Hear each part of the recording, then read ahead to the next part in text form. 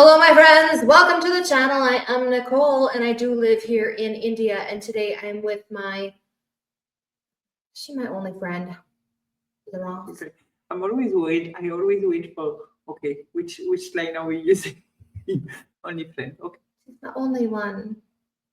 Yeah. That's not true.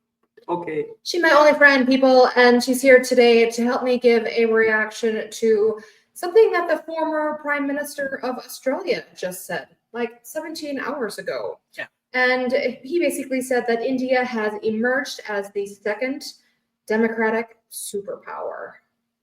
What do we think about that?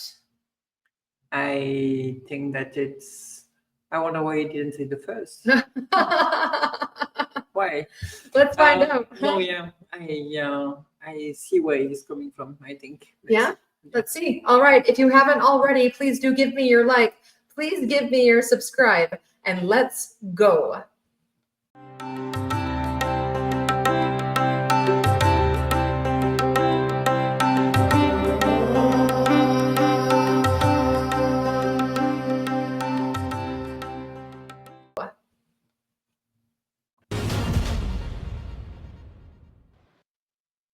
Hello everyone and welcome to this very special conversation. Former Australian Prime Minister Tony Abbott is here in India, and he is a great admirer of culture and how India has become in these recent times. Prime Minister Abbott, really appreciate your time. Thank you for speaking to NDTV. You recently praised India's efforts, leadership efforts in sustainable food sources, particularly millets. How do you look at India's global positioning right now, and what role do you think India is playing and can play, particularly with relations and regards to the bilateral ties between India and Australia? When I was Prime Minister, I frequently said that India was the world's emerging democratic superpower. I now think that India under Prime Minister Modi has well and truly emerged. It is the world's second democratic superpower. I think right now we very much need more democratic superpowers. And if there's any unpredictability in the American role, I think that it's important that India is an important bulwark of democracy, not just here in the subcontinent, but globally as well.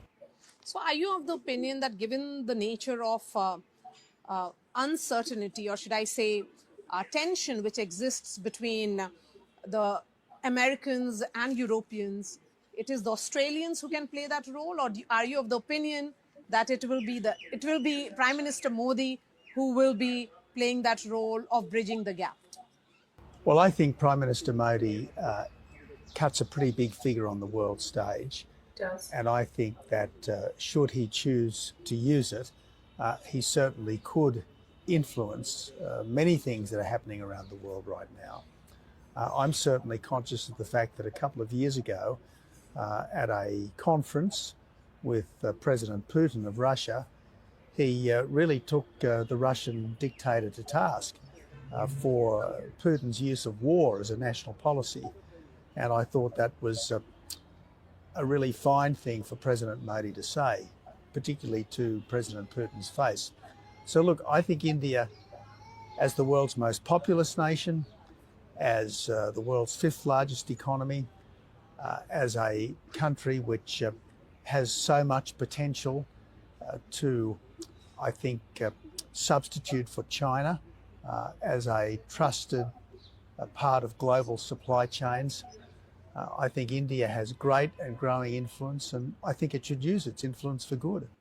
And given the nature of developments which played out at the Oval Office yesterday, there is there is a lot of concern at one stage, and on the other hand, that there is that sense that perhaps Australia and New Zealand can come together and be a force to reckon with, something that they have been in the past. Yeah.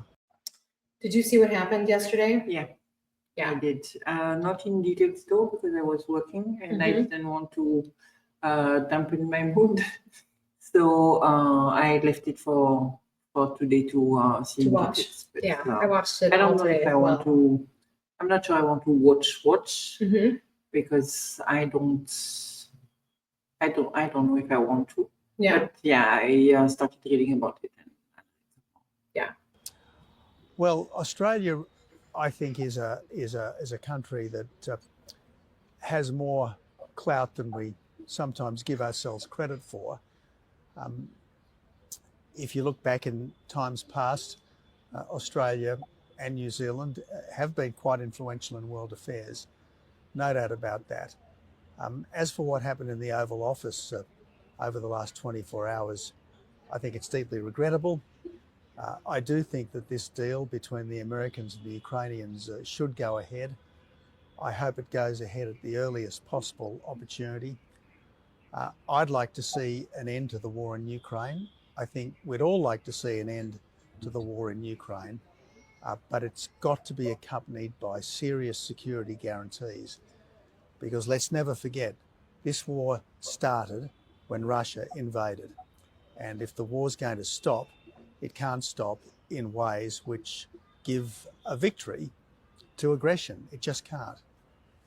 Since you say that what happened at the Oval Office was deeply regrettable, uh, many are saying that perhaps the US president and President Zelensky could have, ironed out differences before making it such a public spat. Do you think this is a new unfortunate chapter in diplomacy? Well, if the minerals deal between the United States and Ukraine made sense 48 hours ago, it makes sense still.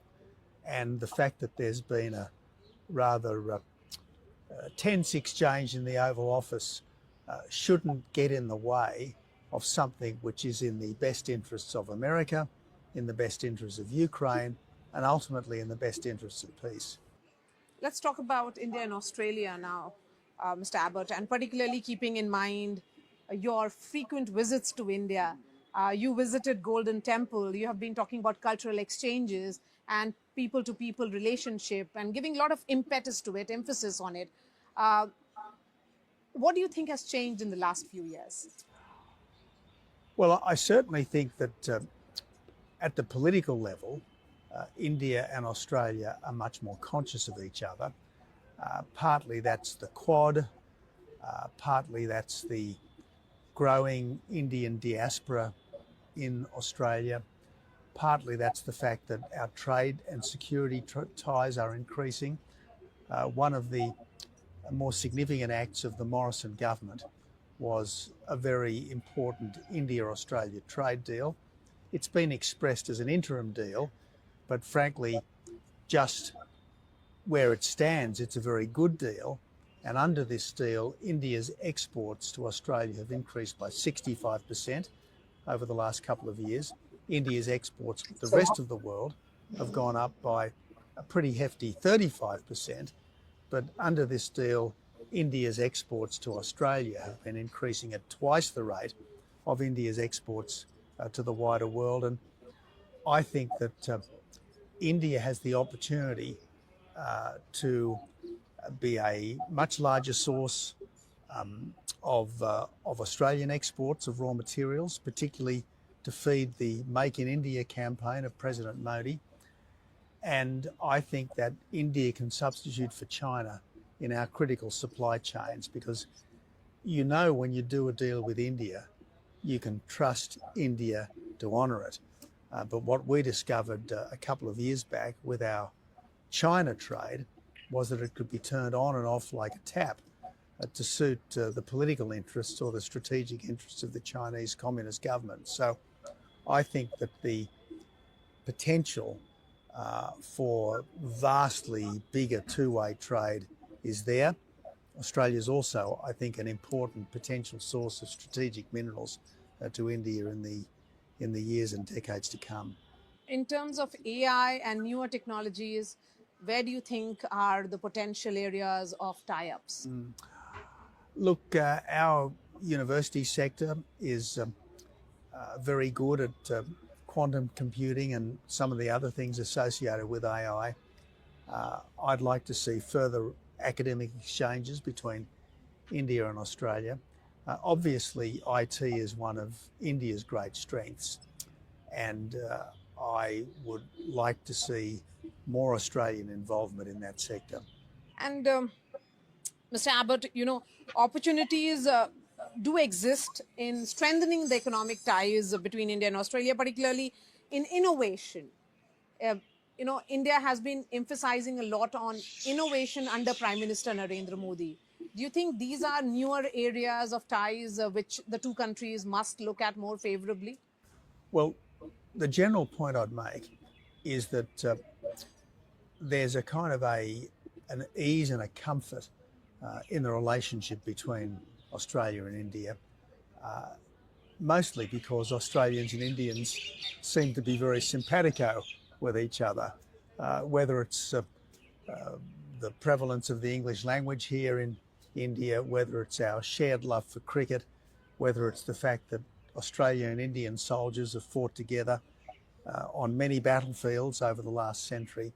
I just think there's an ease and comfort in the relationship between Australians and Indians, which we ought to build on, particularly given that India is a growing economic and high-tech powerhouse. And what about the overall regional security? Do you think India and Australia can have a partnership which will ensure the larger regional security and stability in the Indo-Pacific? Well, we know that the Quad is an informal partnership, but that doesn't mean that it's not a very important partnership. For instance, the Five Eyes partnership between America, Britain, Canada, Australia and New Zealand has probably been the most significant strategic partnership in the post-war world. I think the Quad has potential to be every bit as significant over time as the Five Eyes partnership, and certainly at the level of formal security cooperation. Over the last decade, it's been really developing enormously between Australia and India. India is beginning to participate in military exercises in Australia. Australia has recently been a routine and regular participant in the Malabar naval exercises that India runs. So again, the sky's the limit because of a shared interests and shared values and a shared commitment to democracy and the rule of law. And shared love for cricket as well. And that too. Yes. My last question to you, sir. As someone who has expressed admiration for millets, did you get a chance to enjoy millets as well? I did. I went to a lovely kind of showcase. What? This is actually the next. So they millets is much more resistant and resilient when it grows. Okay. And that's probably one of the Next big crops. Best option with climate change. And south of India especially is or had a lot of millet. It decreased with rice production, but it's coming back. Yeah. Big time for many reasons. One of them is that it's better for your health. Yeah, it is. And the second is that it's so resilient that it needs much less water and the pesticides and things. So well, I know in our house we eat a lot of millet. Yeah, we too. Yeah.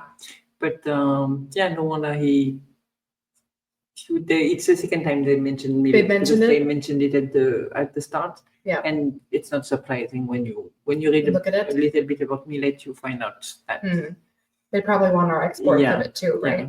Millet restaurant in one of the local markets, and I don't know the names of all the dishes that I had, but they were absolutely delicious. Exactly. And my understanding is that millet can grow in areas which aren't suitable for wheat and rice. That millet is much less water intensive than wheat and rice. Yes, and that absolutely. in many ways millet is a much healthier Option. cereal than wheat and rice, particularly for people who are gluten intolerant. So it does seem like a bit of a wonder food. Obviously, Prime Minister Modi is very keen to promote it, and as a friend and admirer of Prime Minister Modi, I'm happy to be part of this campaign.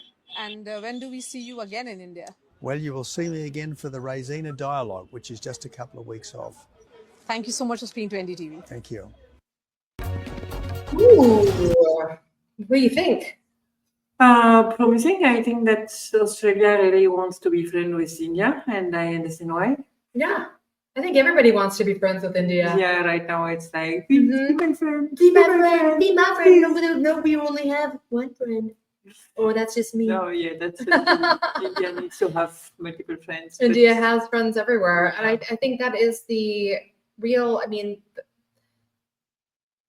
overall, the country has really defined their relationships with, other foreign nations as friends. Yeah, and you can see. I mean, if you look at it from the time we arrived, you before me, but to now, it's been over a decade, and you can see how it's grown, and also how when you go back home, the look on India has shifted.